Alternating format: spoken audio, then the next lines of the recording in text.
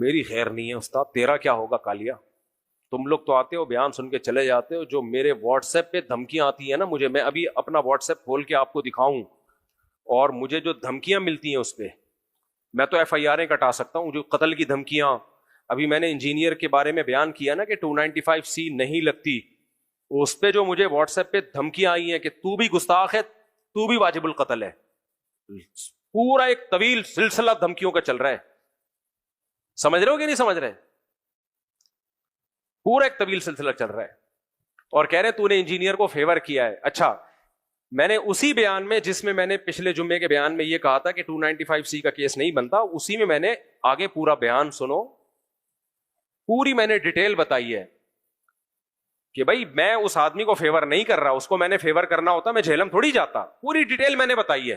بھائی ہم اس کو فیور نہیں کرتے، اس کی جو غلطیاں اس کو غلطی کہا جائے گا، لیکن اور پھر میں نے یہ بھی بتایا کہ 295C کا قانون درست ہے، یہ قانون تبدیل نہیں ہونا چاہیے، ختم نہیں ہونا چاہیے، لیکن اس کا غلط استعمال رکنا چاہیے۔ کتنا بیلنس بیان تھا، ادھر سے الگ دھمکیاں آ رہی ہیں کہ تو گستاخوں کو سپورٹ کر رہا ہے، اور اپنے والوں سے الگ دھمکیاں آ رہی ہیں، اپنے والوں سے وہ دھمکیاں یہ آ رہی ہیں کہ وہ بھی دھمکیاں دے رہے ہیں کہ تم اس کو گستاخ کیوں نہیں قرار دے رہے۔ تو یار ہم تو دونوں طرف سے ہی گئے، اپنے دیوبندی بھی ہمیں لتاڑ رہے ہیں اور وہ جو دوسری پارٹی ہے وہ تو ویسے ہی لتاڑ رہی ہے، ہم تو بالکل تنہا ہو گئے، کیا خیال ہے؟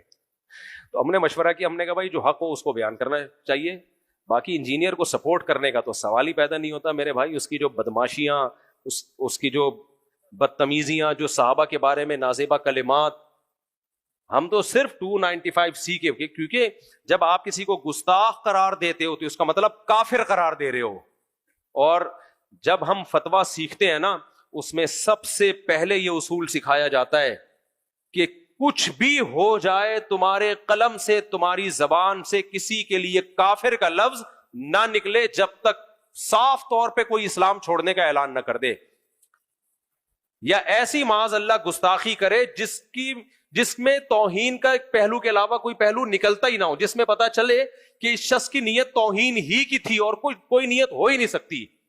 جب تک 1% بھی چانس ہونا اس کو گستاخی کے فتوے سے بچانے کا تو اس کو بچایا جائے گا۔ تبھی تو میں نے ریفرنس دیا تھا کہ آپ مجھ پہ اگر اعتراض کرتے ہو تو آپ دارالعلوم کرنگی سے فتویٰ لے لو، وہ بھی تو علماء، ان کو بھی تو دیوبندی کہا جاتا ہے، حالانکہ وہ اپنے آپ کو دیوبندی نہیں کہتے، وہ سمپل مسلمان کہتے ہیں، لیکن لوگوں نے ہم سب کے کھاتے میں دیوبندیت کا نام ڈال دیا ہے۔ بھائی ہم تو وہ مسلمان ہیں جو ہندوستان میں جب اسلام آیا تھا ہم اس کو فالو کر رہے ہیں، تو ہمیں جو لوگوں نے دیوبندی کہا بریلویوں سے فرق کرنے کے لیے کہا، ورنہ ہمارا کوئی فرقہ نہیں ہے۔ آپ دارالعلوم کرنگی سے فتویٰ لے لو، آپ بنوری ٹاؤن سے فتویٰ لے لو، جامعہ فاروقیہ سے ریٹن فتویٰ لے لو، کوئی بھی اس بیس پہ انجینئر کو کہ اس نے عیسائیوں کی طرف غلط بات منسوب کی ہے، یہ کیس تو بنے گا کہ عیسائیوں پہ جھوٹا الزام لگایا، یہ کیس بھی بنے گا کہ عیسائیوں کے بارے میں غلط بات کی، عیسائیوں کو غیر محفوظ، یہ سب بن سکتے ہیں اگر کوئی بنانا چاہے، بنے گا نہیں بنے گا یہ مجھے نہیں معلوم، لیکن یہ کہ اس نے خود نبی کی توہین کی ہے، بھائی اس میں 1% بھی اگر شک کا فائدہ دیا جائے گا نا تو وہ اس کو دیا جائے گا جس کی گردن اڑانے کا خطرہ ہو، اس کو بینیفٹ دیا جائے گا، اس کو فیور دیا جائے گا، یہ اسلام کا قانون ہے۔ اس لیے کوئی بھی معتبر دارالافتاء فتویٰ نہیں دے گا۔ میرا قصور یہ ہے کہ میں چونکہ میڈیا پہ بیٹھا ہوا ہوں تو میں نے میڈیا پہ ایک بیان داغ دیا۔ اچھا کچھ لوگ یہ بھی کہہ رہے ہیں اصل میں خود بھی بیچارہ ڈسا ہوا ہے نا، خود بھی الزام لگ چکا ہے تو اس لیے فیور کر رہا ہے۔ میرے بھائی آپ جب مجھ پہ الزام لگا تھا نا اس سے پہلے کہ میرے بیانات سنو، اس میں بھی میں یہی باتیں کر رہا تھا، اس وقت بھی میں یہی کہہ رہا تھا کہ 295C کو کھلواڑ مت بناؤ۔ اس سے پہلے بھی میرے بیانات آسیہ بی بی والے کیس میں اور اس کے بعد بھی جتنے ہوئے اس میں بھی میرا بیان یہی تھا۔ تو کوئی کہہ رہا ہے ڈر گیا، کوئی کہہ رہا ہے گستاخوں کو فیور کر رہا ہے، بولتے رہو بھائی، ہماری تو جو سمجھ میں آئے گا ہم وہ کریں گے۔ ڈرنا ہوتا نا تو نہ میں یہ بیلنس بات نہ کرتا، پھر میں جو فریق زیادہ پاورفل ہے اس کو فیور کر رہا ہوتا۔ پھر میں اس وقت آن لائن آنے کا مقصد مرزا جیلمی کا حالیہ معاملہ ہے۔ جن دنوں میں بیمار رہا، میں اپریٹ کرا رہا تھا یا اس تکلیف سے گزر رہا تھا، تو انجینئر مرزا جیلمی کے اوپر 295/C الحمدللہ لگ چکی ہے۔ رہ گیا حضرت مولانا مفتی طارق مسعود صاحب کا معاملہ، جو انہوں نے کلپ بھیجا اور میں نے سنا کہ انجینئر مرزا کی بات غلط ضرور ہے لیکن اس پر 295/C نہیں، آج کے مولویوں کو شوق چڑھا ہوا ہے۔ حضرت مولانا مفتی طارق مسعود صاحب، آپ میرے لیے قابل احترام ہیں، آپ ہمارے بھائی ہیں، آپ ایک اچھا کام کر رہے ہیں، تو میں آپ کے اچھے کام میں آپ کا ساتھی ہوں. آپ سے جو کچھ مسئلہ بنا تھا اس کی صفائی آپ کے اس بھائی نے دی تھی, ٹھیک ہے, اس کا شکریہ بھی آپ نے ادا کیا تھا, مجھے اس پر کوئی ڈاؤٹ نہیں ہے, کہیں آپ اس پہ پریشان ہو جائیں. میری بات کا مطلب یہ ہے, آپ کا معاملہ ہم جانتے ہیں, آپ کا معاملہ دنیا جانتی ہے, آپ کا معاملہ مسلمان جانتے ہیں. انجینئر مرزا کو آپ اپنے طرح نہ سمجھیے کہ لوگ ایسے لگوائے دیتے ہیں, آپ کا معاملہ اور ہے. میں ایک جملہ آپ کے سمجھانے کے لیے کہتا ہوں, اس موقع پہ ہمیں بریلوی علماء کے ساتھ ٹھہرنا چاہیے. کئی اختلاف ہوں گے, علماء دیوبند, علماء بریلوی, میں اختلافات کی بات نہیں کر رہا. اس موقع پہ بریلوی, دیوبندی, اہل حدیث ہم سب ایک ہو کر ٹھہرے. کیوں؟ معاملہ رسول اللہ صلی اللہ علیہ وسلم کی عزت کا ہے, صرف جذبات کی بات نہیں ہے. میں اس موقع پہ یہاں سے تحریک لبیک کے علماء کرام کو, مولانا وہ یلدرم صاحب کو, اور اسی طرح اس کے خلاف جنہوں نے FIR درج کرائی, یہ پتہ نہیں حامد ایڈوکیٹ صاحب کون ہے, ان کو سلام پیش کر رہا ہوں. مرزا کے خلاف جتنے اہل حدیث علماء بات کر رہے ہیں, حضرت مولانا وہ احسان الہی ظہیر رحمۃ اللہ علیہ کے فرزند ارجمن جتنے ہیں, سب بھائی ان کو سلام ہے. میں ان کی خواہش کے اوپر پھر سے یہ حوالے ریپیٹ کر دیتا ہوں. یہ حوالے ہم ان سے پہلے بھی ان کے بڑوں کو دے چکے ہیں. مفتی تقی عثمانی صاحب کو حفظہ اللہ تعالی, مفتی سعید صاحب کو جنہوں نے عمران خان صاحب کے نکاح پڑھائے ہیں حفظہ اللہ تعالی, مفتی طارق مسعود صاحب کو حفظہ اللہ تعالی, اور آج مفتی عبدالواحد قریشی صاحب کو بھی میں وہ 5 حوالے پنجتن پاک کی نسبت سے دے دیتا ہوں. ویسے تو باتیں بہت زیادہ ہیں, لیکن یہ 5 حوالے ہیں جن کا جواب وہ ویڈیو میں ریکارڈ کروائیں, اور یہ ہمارے بنیادی اختلافات ہیں فرقہ دیوبندیہ کے عقائد کے ساتھ. یہ پنجتن پاک کی نسبت سے جو 5 حوالے ہیں, جب تک آپ ان کا جواب ویڈیو میں نہیں دیتے, آپ کی ساری باتیں ادھر ادھر کی, کبھی رفع الیدین کا مسئلہ اٹھانا, کبھی آمین کا مسئلہ اٹھانا, کبھی کوئی اور چھوٹا سا مسئلہ اٹھانا, یہ ساری باتیں جو ہے وہ مین ٹاپک سے ہٹنے کا ایک بہانہ ہے. یہ مین جو ٹاپک ہے وہ یہ 5 عقائد ہیں جو آپ لوگوں نے خود لکھے ہیں, میں نے کوئی چوری نہیں کی ہے, نہ کسی غار سے دریافت کی ہے.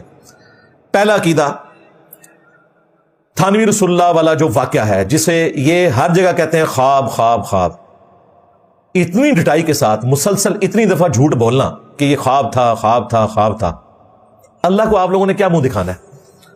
آپ کے بڑے کو بھی شرم آئی ہے, اس نے بھی اپنے مرید کے خط کے جواب میں یہ نہیں کہا کہ اس خواب میں تسلی تھی, اس نے بھی کہا اس واقعے میں تسلی تھی. الامداد رسالہ جو اشرف تھانوی صاحب کے زمانے میں وہ نکالا کرتے تھے, جس میں وہ سوالات کے جوابات بھی دیا کرتے تھے, یہ کوئی کتاب نہیں ہے. اکثر لوگ پوچھتے ہیں کتاب کہاں سے ملے گی. یہ کتاب نہیں, یہ ان کا ماہنامہ ایک رسالہ نکلتا تھا, ظاہر ہے وہ ان کی زندگی میں نکلتا تھا, ختم ہو گیا. آج تک یہ تھانوی رسول اللہ والے واقعے کی وجہ سے زندہ ہے وہ رسالہ. رسالے تو انہوں نے کئی لکھے ہیں. رسالوں پہ اگر ہم آئیں تو ایک رسالے میں ان کو ایک مرید نے کہا کہ میں نے خواب میں دیکھا ہے کہ سیدہ عائشہ آپ کے گھر آئی ہیں, تو تھانوی صاحب نے اس کی تعبیر کی کہ ایک کم سن لڑکی میرے ہاتھ لگے گی, ولیعوذ باللہ تعالی, کیونکہ جب سیدہ عائشہ رسول اللہ کے عقد میں آئی تھیں ان کی عمر کم تھی. یہ ان لوگوں کا علمی لیول ہے. گھر میں ماں آ رہی ہے اور یہ کہہ رہے ہیں کہ کم سن لڑکی میرے ہاتھ لگے گی, کیونکہ کچھ دنوں بعد انہوں نے ایک مریدنی سے شادی کر لی, اور اسی کے لیے شاید مرید نے پہلے خواب گھڑا تھا کہ یہ تو اشارہ ملا تھا. یہ بھی الامداد رسالے میں موجود ہے. تو اس رسالے کو ہم ڈسکس کرنا شروع کریں تو بہت ساری باتیں نکلیں گی. تو یہ الامداد رسالے کا وہ والا حصہ جو تھانوی رسول اللہ والے واقعے کا ہے, یہ زندہ صرف اس لیے ہے کہ اسے پرنٹڈ فارم میں بریلوی لے کے آ رہے ہیں. وہ تو ایک دفعہ چھپ گیا رسالہ. مثلا آج کی ڈیٹ میں جو جنگ اخبار چھپا ہے, یہ تو نہیں کہ 100 سال بعد بھی آپ وہ اخبار نکال سکتے ہیں کہ چھپتا آ رہا ہے, وہ 100 سال پرانی کاپی نکالیں گے. لیکن یہ وہ رسالہ ہے جو ہزاروں میں بریلوی چھاپتے ہیں ان کو بدنام کرنے کے لیے, جب ختم ہوتا ہے پھر مارکیٹ میں پھینک دیتے ہیں. کتاب نہیں ہے یہ, رسالہ ہے, ماہنامہ. ہماری ویب سائٹ پہ بھی رکھا ہوا ہے PDF فارمیٹ میں, ہم یہاں پر بھی ایڈ کر دیں گے. اس رسالے میں ایک شخص اپنی لائف سٹوری سناتا ہے, جس طرح ہمارے اسٹوڈنٹ بھی سناتے ہیں. اور لائف سٹوری میں کہتا ہے کہ حضرت کے ساتھ میری عقیدت جو ہوئی, اس کے بعد سے میرے ساتھ یہ ایکسپیرینسز ہوئے, اور وہ حضرت کو کہتا ہے حضور, جو ہمارے کراچی کے مفتی صاحب نے حضور صلی اللہ علیہ وسلم پڑھ دیا. اس بیچارے نے کوئی تیاری بھی نہیں کی تھی کہ یار میں دیکھ لوں یہ حضور کس کو کہہ رہا ہے. وہ حضور اس میں تھانوی صاحب کو کہہ رہا ہے, تو حضور ہی کا خیال رہا. تو مفتی صاحب کہتے ہیں دیکھیں حضور صلی اللہ علیہ وسلم کا خیال آ رہا ہے, وہ صلی اللہ علیہ وسلم کو ہی لاتا, وہ حضور کہہ رہا ہے تھانوی صاحب کو. وہ کہتا ہے کہ جی جب سے آپ کے ساتھ میرا ایک پیری مریدی کا سلسلہ شروع ہوا ہے نا, تو میرے ساتھ ایسے روحانی ایکسپیرینسز ہو رہے ہیں, یا ہمارے نزدیک شیطانی. وہ کہتے ہیں ایک رات میں نے خواب میں دیکھا کہ میں کلمہ پڑھ رہا ہوں, لا الہ الا اللہ اشرف علی رسول اللہ, نعوذ باللہ. کوشش کرتا ہوں کہ زبان سے محمد رسول اللہ نکلے، لیکن پھر بھی یہی نکلتا ہے، کیونکہ آپ کا فیض ایسا جاری میرے اوپر، روحانی انورٹڈ کاماز میں۔ پھر وہ کہتے ہیں میں بیدار ہو گیا، پھر بھی میں یہی پڑھ رہا ہوں، اور کہتے ہیں جب مجھے اپنی غلطی کا احساس ہوا تو میں نے کوشش کی بیداری میں لا الہ الا اللہ محمد رسول اللہ کا ورد کروں، لیکن ورد بار بار تھانوی رسول اللہ کا ہی نکل رہا ہے، لا الہ الا اللہ اشرف علی رسول اللہ، اور بلکہ اس نے کہا میں نے کوشش کی کہ میں دروشی پڑھ کے نبی الاسلام کو خوش کروں، تو میری زبان سے نکلتا ہے اللہم صلی علی سیدنا و مولانا و نبینا اشرف علی، نبینا ہمارے نبی۔ بیداری میں مفتی صاحب نہ خواب نہیں جائے، بیداری جائے۔ انہیں اندازہ نہیں کہ اس دفعہ ان کا واسطہ کسی پرائم منسٹر سے نہیں پڑا، ہاں جی، کسی آرمی چیف سے نہیں پڑا، کسی چیف جسٹس سے نہیں پڑا، ایک مومن سے پڑا ہے۔ ہاں، میرے نبی سا ہے ہی کوئی نہیں، تیرے بابے تھے ہے ہی کوئی نہیں۔ کس چکر میں بیٹھے ہو تم لوگ؟ پرانی اپنی انہیں خوابوں کی دنیا میں ہو، باہر نکلو، دیکھو کس طرح دنیا بدل چکی ہے اللہ کے فضل سے، اور تمہارے جمعے کے خطبے سننے کا کوئی روادار نہیں ہے۔ یہاں تو لوگ نماز بھی نہیں یہاں پہ ہوتی، اور میرے پہنچنے سے پہلے 300-400 بندہ بیٹھا ہوتا ہے انتظار میں، ہاں جی، اور نہ میرے استقبال میں کسی کو کھڑے ہونے کی اجازت ہے، نہ کسی کو نعرہ لگانے کی اجازت ہے۔ تم لوگ بس ہر ٹائم بس اچھل کود کر کے سمجھتے ہو دین کی خدمت ہو رہی ہے۔ تو انہوں نے اس میں 4 جملے بولے ہیں مجھ سے متعلق، انشاءاللہ میں وہ اتار بھی دیتا ہوں، کیونکہ انہوں نے ریکویسٹ کی ہے کہ انجینئر صاحب ایک کلپ میرے بارے میں اپلوڈ کریں۔ سرکار کر دیتے ہیں انشاءاللہ، ہم تو چاہ رہے تھے کوئی بڑا باہر نکلے، تو چلیں اتنا بڑا نہیں لیکن ٹاپ 5 کے بڑوں میں تو یہ آتے ہیں، یہ باہر نکلے ہیں، تو انشاءاللہ تعالی ہم تو ایسے گاہک کی انتظار میں تھے، آگے اللہ کے فضل سے۔ یہ جو مرزا جیلمی جہنمی ہے، اب اس کے بڑھتے ہوئے فتنے کے مقابلے میں آج سے مرزا ملعون کو میں یہ کہہ رہا ہوں کہ اسے اپنے مسائل میں سے جس مسئلے پر سب سے زیادہ گھمنڈ ہے وہ ایک مسئلہ اپلوڈ کرے، وہ ایک مسئلہ جس پر اسے سب سے زیادہ گھمنڈ ہے۔ اللہ کے فضل سے میری سینکڑوں شاگرد اس کا محاصرہ کر کے دن دہاڑے اس کو تانے دکھا دیں گے۔ اصل میں یہ فتنہ پلانٹ کیا گیا اور مرزا قادیانی کی طرز پر اس کو اٹھایا گیا کہ یہ گستاخ جس کی زبان سے کوئی بھی محفوظ نہیں، اس کو فوراً لگام دی جائے۔ 4 جو انہوں نے باتیں ارشاد فرمائی، نمبر 1 وہ کہتے ہیں اس بڑھتے ہوئے فتنے کا تدارک کرنا ضروری ہے، جس طرح کے باقی 2 فتنے ہیں، محمد بن سلیمان اور گیرٹ ولڈرز جس نے وہ گستاخانہ خاکے بنوائے، اور تیسرے نمبر پہ مجھے انہوں نے ذکر کیا۔ نمبر 2 انہوں نے کہا کہ یہ مرزا ملعون ہے، یعنی مجھے انہوں نے کہا کہ یہ لعنتی ہے، نعوذ باللہ۔ تم جس مسئلے میں بھی گھمنڈ رکھتے ہو نا کہ یہ تمہارا سب سے مضبوط مسئلہ ہے، اس سے متعلق ایک ویڈیو اپلوڈ کر دو۔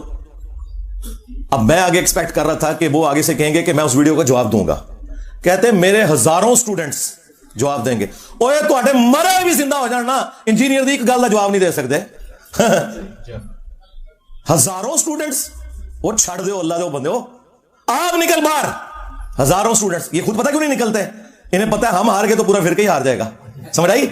اگر سٹوڈنٹ کا منہ ٹوٹ گیا نا تو کہیں گے یار ابھی تو ہم نے چھوٹا لانچ کیا تھا، کون سا میں ابھی سامنے آیا ہوں۔ بڑے کڈو، زندہ یا مردہ کڈو باہر انہوں نے، تواڈے تے برا وقت آیا ہے، تسی تے کہندے ہو مردے بھی زندہ ہوندے نے، کڈو باہر، لیو سامنے۔ تو کہتے ہیں میرے ہزاروں سٹوڈنٹس میں سے نا کوئی جواب دے دے گا۔ نہ سرکار، ہمارے صحابہ کرام علیہ رضوان پر جب برا وقت آیا غزوہ حنین میں 12,000 کا لشکر تھا، صرف 80 بندے اللہ کے محبوب صلی اللہ علیہ وآلہ وسلم کے ساتھ رہ گئے، باقی سب چھوڑ گئے۔ ایک متکبرانہ جملہ نکل گیا صحابہ کی زبان سے کہ ہم بدر میں 313 تھے، غالب آئے، آج تو ہماری تعداد بھی زیادہ ہے کافروں سے۔ تو اللہ تعالیٰ نے کہا پھر تمہیں بھاگنے کی جگہ نہیں ملی، سب تتر بتر ہو گئے۔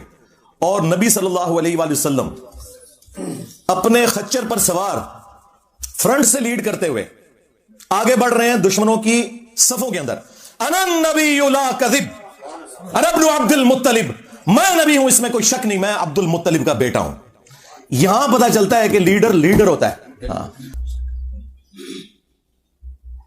اور پھر آپ نے اپنے مبارک ہاتھوں سے ایک مٹھی بھری کنکریوں کی اور یوں کافروں کی طرف پھینکی، سب کی آنکھیں اندھی ہو گئیں، اللہ تعالیٰ نے فتح دے دی۔ اب اللہ کے محبوب علیہ السلام تو فرنٹ سے لیڈ کر رہے ہیں، تم کہہ رہے ہو ہمارے ہزاروں سٹوڈنٹس، جبکہ تم یہ سمجھ رہے ہو کہ 14 صدیوں میں اتنا بڑا فتنہ کوئی نہیں آیا، تو بڑوں کو نکالو، ہاں لگواؤ ہوا انہیں، چھوٹے چھوڑو، یہ کس دن کام آنے ہیں بڑے؟ ٹھیک ہے, تمہارا دعویٰ ہے کہ میں نے ایک فرقہ لانچ کیا ہے بقول تمہارے, تو پھر اس فرقے کا بڑا تو میں ہوا نا, تو اپنے بڑے نکالو نا.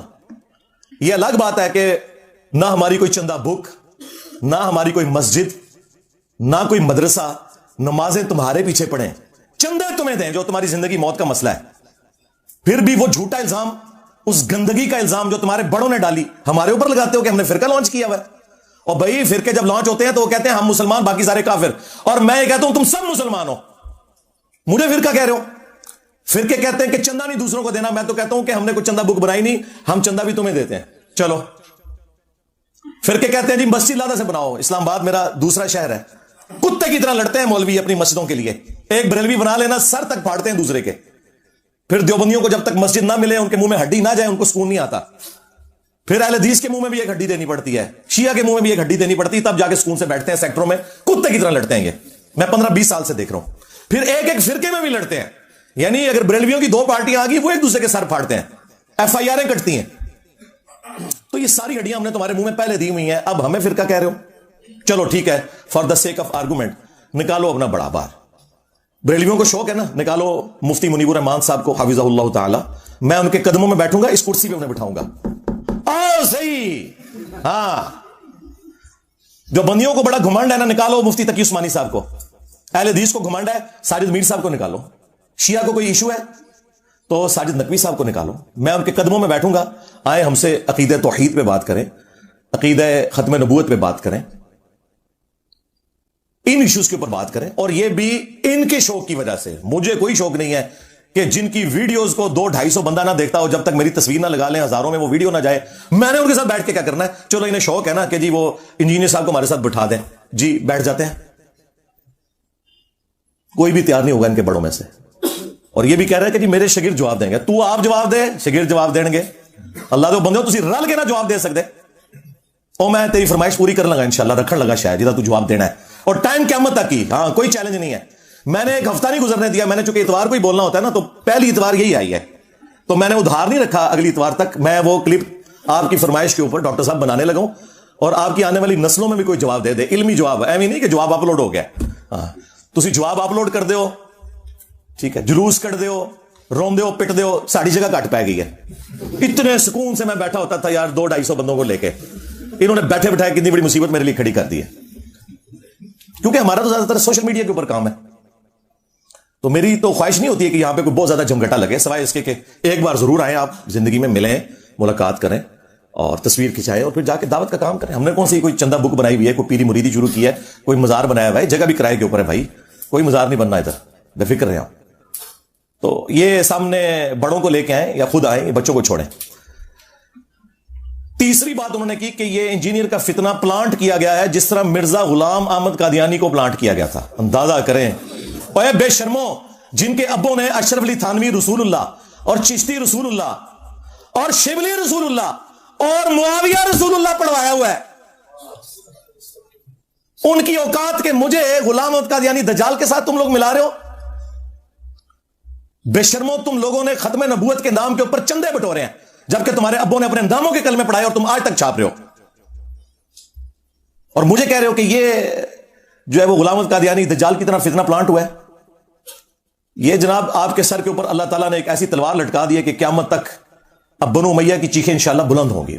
آپ نے پتا کیا کرنا ہے, آپ نے ایک بڑی بوتل رکھنی ہے یا دودھ پتی کا ایک کپ رکھنا ہے سائڈ پہ, ایک وڈا چپس کا پیکٹ, یہ کار دے بڑے ہوئے چپس, اور انہوں نے ویڈیوز لا کے انہوں نے چیخاں سننی ہے, انجوائے کرنی ہے, بس اس سے زیادہ کچھ نہیں کرنا. ہاں بس تھوڑا اتنا ہی کام ہے. پھر چوتھی بات انہوں نے کی کہ اس گستاخ کی زبان کو لگام دی جائے. سرکار اس زبان کو لگام دینے والا کوئی پیدا ہی نہیں ہوا اللہ کے فضل سے. زبانوں کو ان کی لگام ملتی ہے جو ریاستی اداروں کے چندوں کے اوپر ان کا کام کرتے ہیں, اور at the end of the day انہی کے گلے کاٹ رہے ہیں. یہ جا کے ان کو یہ باتیں کرو, جو پہلے دن سے اپنی جیب سے لگا رہا ہے نا, اسے کسی کی کوئی دھونس نہیں ہے, نہ وہ کسی سے رکنے والا ہے. اور اب تو اللہ کے فضل سے FATF حافظہ اللہ تعالی, ہاں ضرب عزب حافظہ اللہ تعالی, رد الفساد حافظہ اللہ تعالی کی برکت سے تو اسی آگے ہو آنے والی تھا. اب تمہارے جیسے لوگوں کے لیے جو نان اسٹیٹ ایکٹر بھرتی کر کے بدماشی کرتے تھے, اب جائے پناہ نہیں ہے, کیونکہ تمہاری جو جائے پناہ تھے نا वो भी तुहाडे कोलों रज के ने होना। हाँ, जो ये कहते हैं कि जी इसको एजेंसियों ने लॉन्च किया है, वो मेरे भाई लॉन्च तो वो होते हैं जो चंदे लेते हैं, जो एजेंसियों के लोगों को भी अपनी जेब से खिलाता हो जब यहां मेहमान बन के आए, वैसे नहीं को मैं पैसे लाए उन्होंने। जिसकी यूट्यूब की 1 महीने की कमाई तुम्हारे हजारों मदारिस की चंदा बुक से ज्यादा हो, अगर वो वीडियो एड्स चलाए 80 से 90 लाख तक वो महीने का कमा सकता और वो उसने छोड़ा हुआ हो, उसको तुम लोग जो है वो इस तरह की धौंसे लगाते हो।